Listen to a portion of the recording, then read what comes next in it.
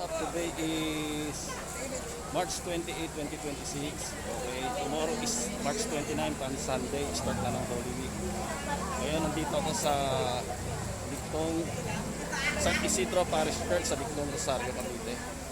Ngayon, ipapakita ko sa inyo yung mga nakadisplay na taon dito. Bago sa Huwebes Santo, ako'y magbibisita iglesia. Kaya see you.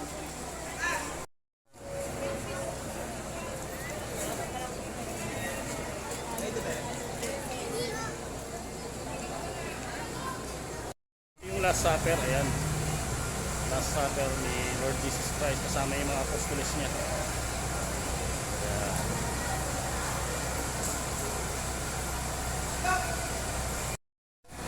Yan pa yung mga ibang tao na naka-display dito sa Lictong Cover Court. Ayan po.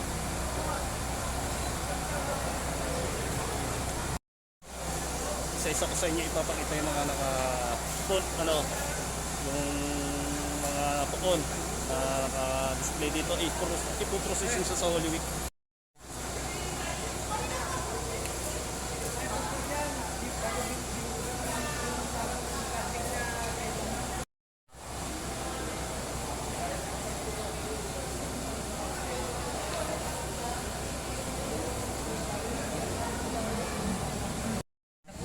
Di ba?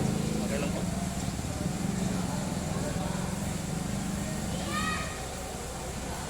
Hindi pa tapos itong isa na to, lalagyan pa siya ng mga bulak-bulak na decoration.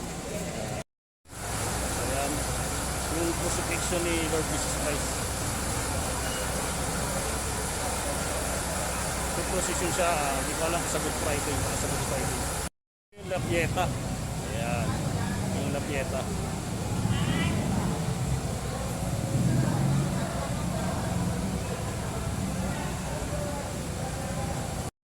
Baka bukas Palm Sunday bago bibisita iglesia ko na Huwebes Santo.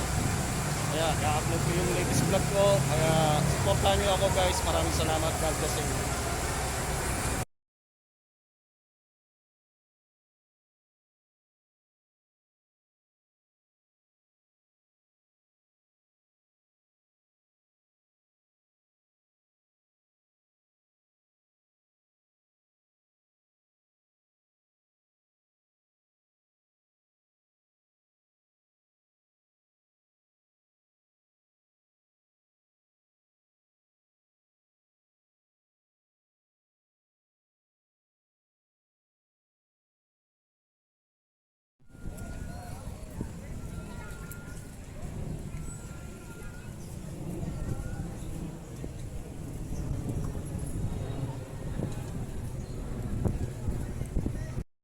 Today is March 29, 2026. Sunday. Ngayon is Palm Sunday. Mamaya dagsaan ng mga tao rito para magpabindisyon ng kanilang palaspas. At sa Huwebes Santo ako may bisita iglesia. Update ko kayo sa mga bago kong video. Maraming salamat sa inyo at God bless. Happy blessed Sunday everyone. Happy blessed Palm Sunday.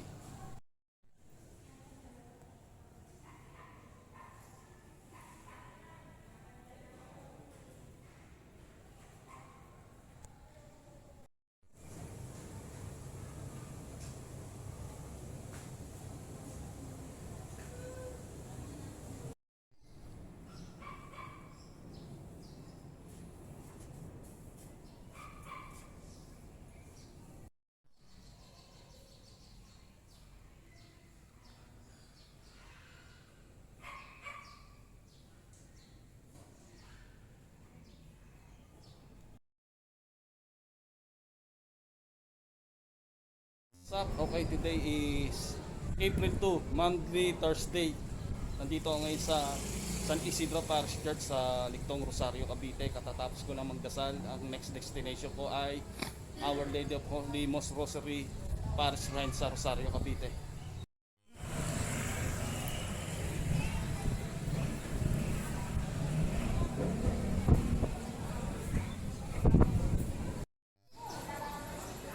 The Last Supper of our Lord Jesus Christ.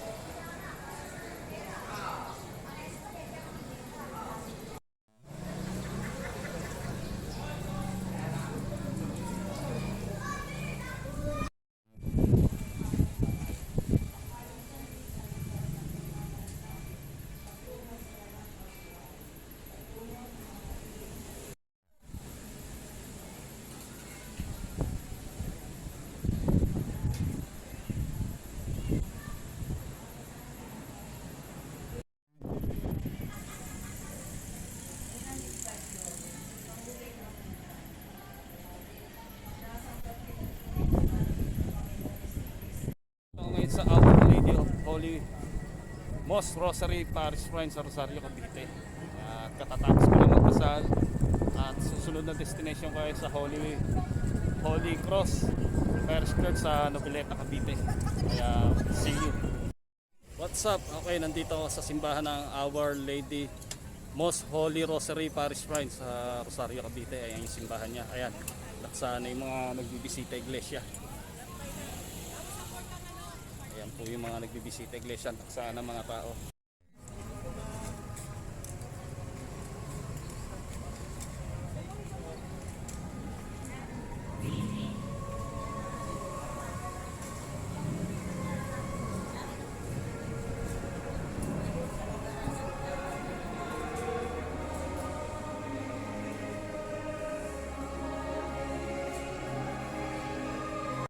Ako ng Noveleta, Cavite ngayon dun sa Holy Cross Parish Church sa Noveleta, Cavite. Yun ang next destination ko, tapos Cavite City, Kawit, Bacoor, Imus.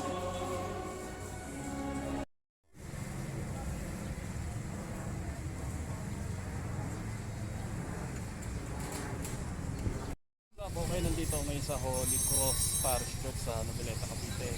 Dadasal muna ako, magpipray. At susunod na destination ko ay sa Cavite City.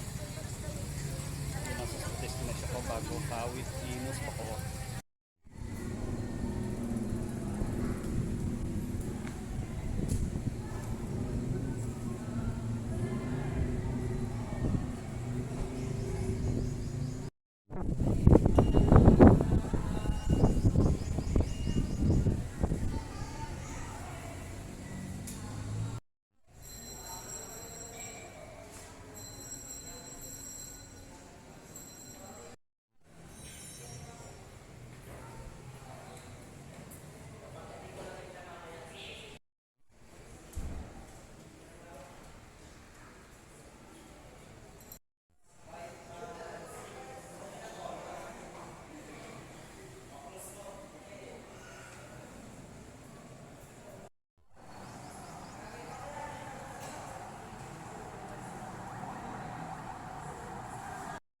Idol, ito nandito na ako ngayon sa boundary ng Long Beach.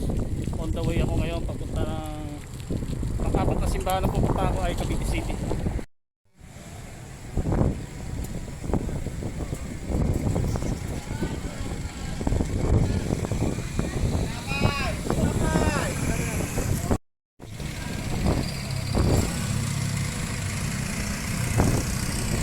Okay, nandito ako ngayon sa San Roque Parish Church sa Cavite City. Matatapos ko lang magdasal. Kaya medyo mainit na, kaya nakakagang naman ang pakiramdam mo pag bibisita yung iglesia. Enjoy naman ang pakiramdam. Basta mananalangin lang ako para sa Panginoon Diyos. Maraming salamat sa Panginoon Diyos sa mga biyayang natatanggap at pinagkakaroon sa akin.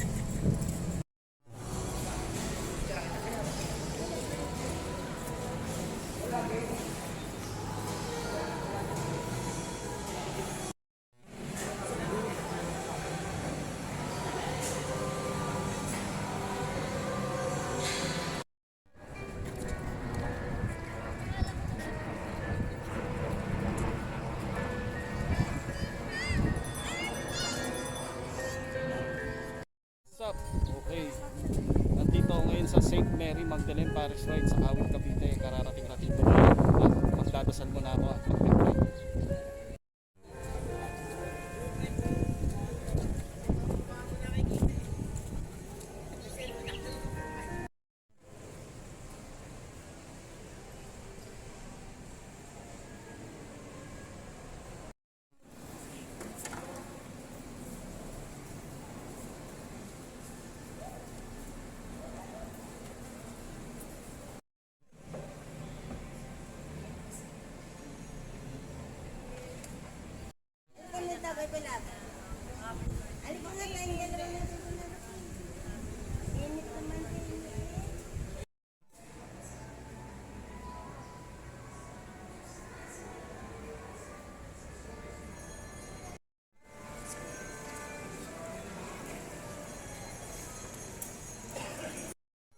destination ko ay St. Marque de Arcangel Parish Church sa Bacoor, Cavite. Bago ang last ay sa Imus, Our Lady of Pilar, Imus, Cavite. Tapos uwi na rin. Tatapos ko na rin yung pagbibisita iglesia. Kaya see you sa next destination. Okay, nandito ako ngayon sa St. Michael Arcangel Parish Church sa Bacoor, Cavite. Medyo matindi na ang init at kararating ko lang at traffic. Ang last destination ko ay Our Lady of Pilar Parish Shrine, Imus, Cavite. Tapos na rin ang pagbibisita iglesia ko. Pauwi na rin at magpe-pray muna ako.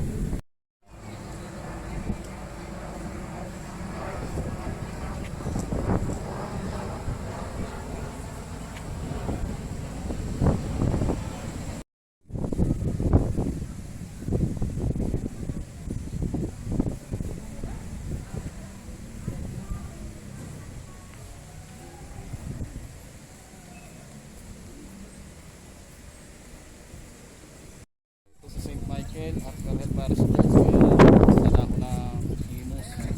Yun ang kauli lang simbahan na aking pupuntahan. Okay, biyahe na rin ako para makauwi na rin later. Okay, kaya see you.